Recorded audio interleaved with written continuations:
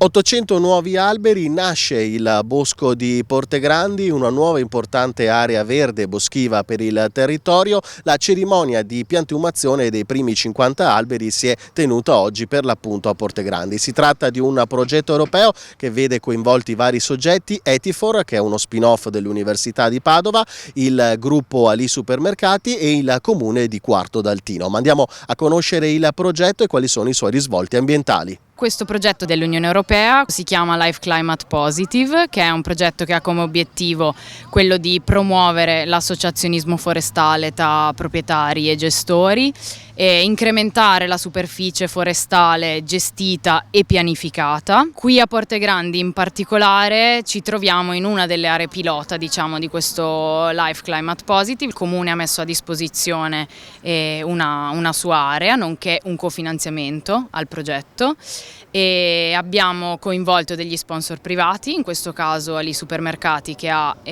finanziato una parte del progetto. Questo progetto si inserisce all'interno di una visione che è molto più ampia rispetto al singolo intervento.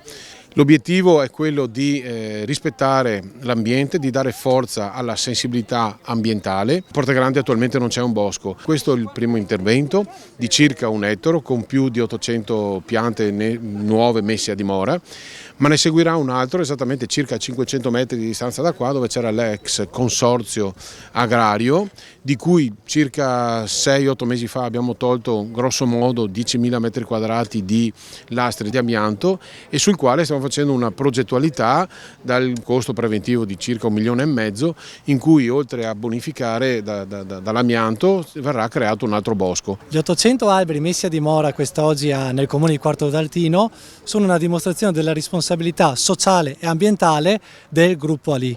Questo è la prima messa a dimora importante di quest'anno, che fa parte poi di un progetto molto più ampio con cui noi di Ali ci impegniamo a mettere a dimora i numerosi alberi che ci vengono donati dai nostri clienti, e l'abbiamo sempre fatto sempre assieme ai nostri clienti, con l'intento poi di divulgare una politica della sostenibilità ambientale e al contempo fare interventi effettivamente tangibili sul nostro territorio che ci ospita. L'obiettivo è quello di dare un ulteriore bosco autoctono della pianura padana, e si aggiunge anche a quello che abbiamo alle crete di 4 ettari per dare un segnale di rafforzamento al fatto che dobbiamo comunque tutti insieme cercare di migliorare la qualità dell'aria e alla qualità della vita verso la quale noi stiamo tendendo come amministrazione.